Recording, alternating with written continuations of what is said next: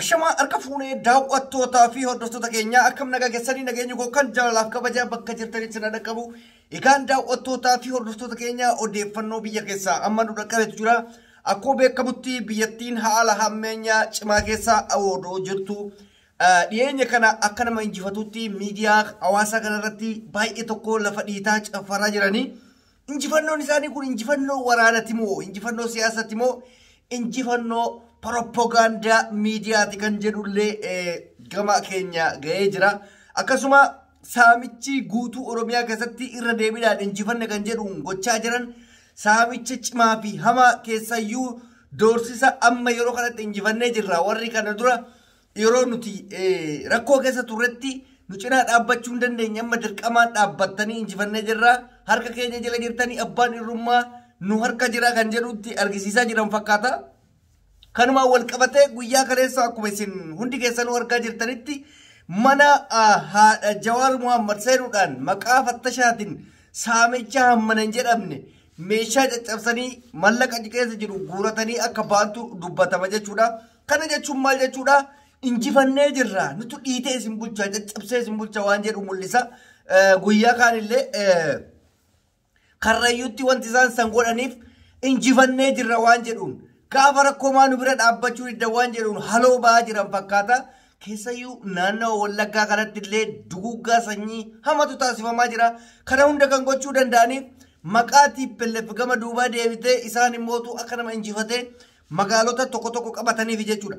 Akkuma beekamutti bilxiginnaan kijibaan waa propaganda oofuu malee takka dhukaastee duuba nama deebistee hin beektu.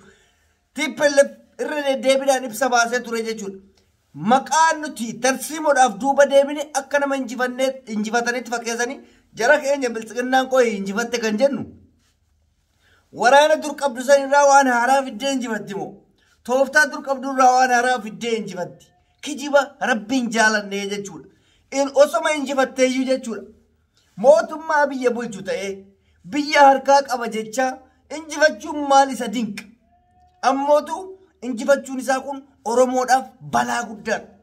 Balaa hammana hin jedhamne. Tokkoffaa duguuggaa sanyii akka barbaadetti taasifama. Namni sirraa falmu takka hin jiru. Amma maqaa abaawoo shanee jedhuun Wallaggaan keessatti duguuggan isaan raawwachaa jiran kan kana sani jedhamee hin dubbatamne jechuudha. Daa'ima afaan hin beekne hunda afaan hidhanii akka barbaadanitti duguuggaa sanyii irratti raawwachaa jiran. Sinii galee kana qofa osoo hin taane mallaqa akka barbaadanitti si gaafatanii yoo ati mallaqa san hin kennine maqaa shanee jedhu sii kennanii maqaa ati TDF deeggarta siin jedhu sii kennanii yookaan si jeesanii yookaan si hidhanii jechuudha. Kanaaf Oromoon jiraachuun isaa waan jiraataa jiru fakkaatu. Miti injifattee bilxiginnaan haala amma keessa jirtu kanaan duguuggaa sanyii uummata Tigraay irra raawwate san Oromiyaa irratti deebitee raawwachuuf taate jechuudha. Rakkoon Oromoon keenya cimaan dabarsinee wal keenyu wal basaasuu iccitii ammasitti walitti haasofne gadi deemtee mootummaaf dabarsuu akkasitti wal fixaa jirra jechuudha. Diinni alaa seenee nu fixaa waan jiru isinitti fakkaatin. Amma abaawoo fudhadhaa. Bakka abaawoon jiru namni tokkomee namni itti mee dirooniidhaan xiyyaaran haleelchisaa jiru miti Amaaraa miti Tigree miti Oromoo mataa isaati.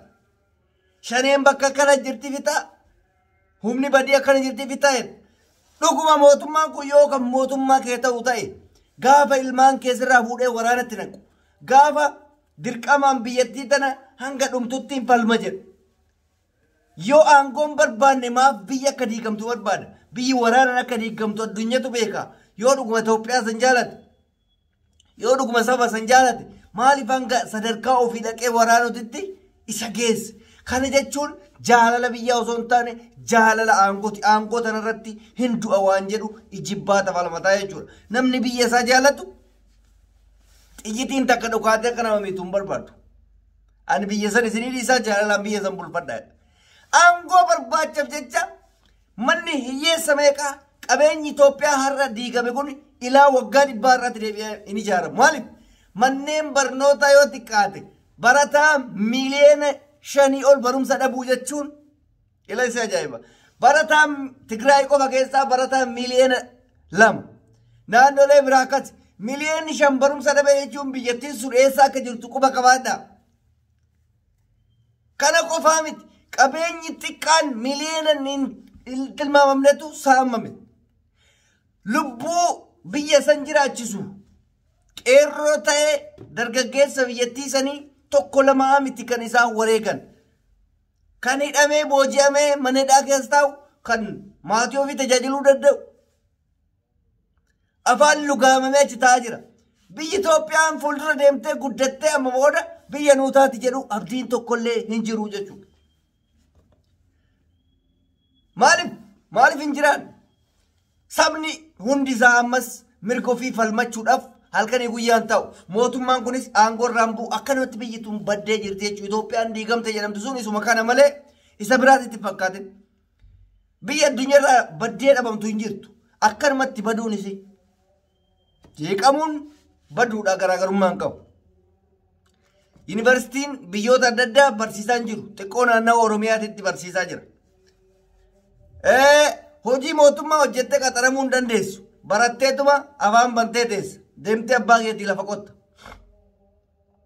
Abbaa keetii wanti lafa qottuu hin jirtu. Dirqamni sitti kennamee waraana deemta. Argitee? Ammallee taanan har'allee borillee dhiiga hayyoota Oromooti irratti akkasuma cubbuun hayyoota Oromooti irratti dalagan biyya tana ganaa kanaa olitti kirkirsaa jechuudha. Wayyaaneen amma injifatamte isin jettan tunillee ila guyyaa muraasa dheedu guyyaa 15 ji'a takka booda bayyanattee akka ofii bartetti ammallee deebitee daaraa akka haftu shakkii takka hin qabaatina. Wayyaaneen har'aa miti gaafa duraatu Maqalee keessaa deemanii suuraa ka'anii maalii jedhanii gannutti dhiisaa turan. Osoo isin baddee wayyaanee hundatti balleessine jedhan dhufteetiniin ariitee akka sareetitti kokkee isaan qabdee jechuudha. Wayyaaneen hin amanamtu.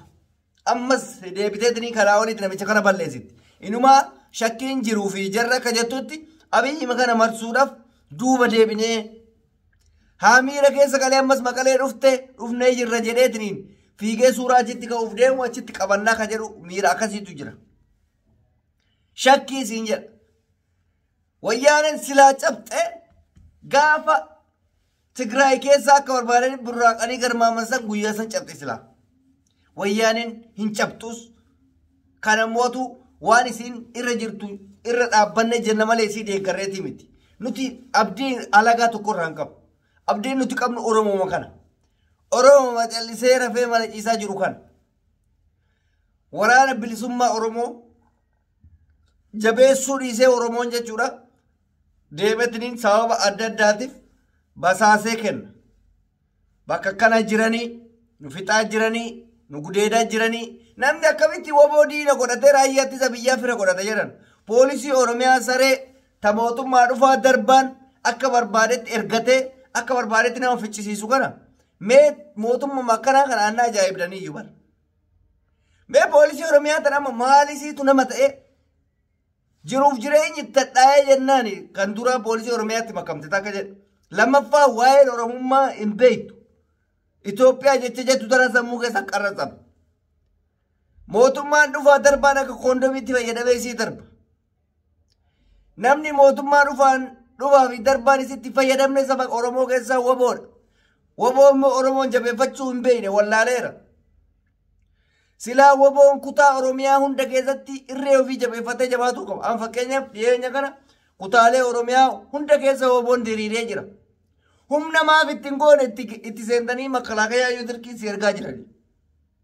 Kana warqa beekuu qabna. Dhugaan jiru kana maal dhugaa yoo walitti himne. Kanaaf Oromoon jabaatee ganduma ofii keessatti fagoon dhaqu Wallagga dhaqu Gujii dhaquus hin barbaachisu. Jira WBOn kutaa hunda keessa Arsii keessa jira. Harargee keessa jira, Baalee keessa jira. Kutaa Oromoo kana hunda keessa jira. Dhayxee itti dabalamtee saba keetiif xiyyitii tokko aarsaa kaffalte ati gootummaan kee seenaan bara bara si yaadata. Bilxiginnaa bira deemtee makalaakayaatti hojjeefamte reeffi kee ulfinan argatu taaziyaan kee maatii kee biran ga'u awwaalchi kee hin jiru seenaan si yaadatullee hin jiru jechuudha. Kanuma isinii dhaama. Egaa daawwattoota hordoftoota keenya qophiin ammaaf qabu kana fakkaata. Mee viidiyoo biraatii walitti deebinaa turtii gaarii nuuf qabaadhaa. Injifannoon kan uummata Oromooti. Nagaatti.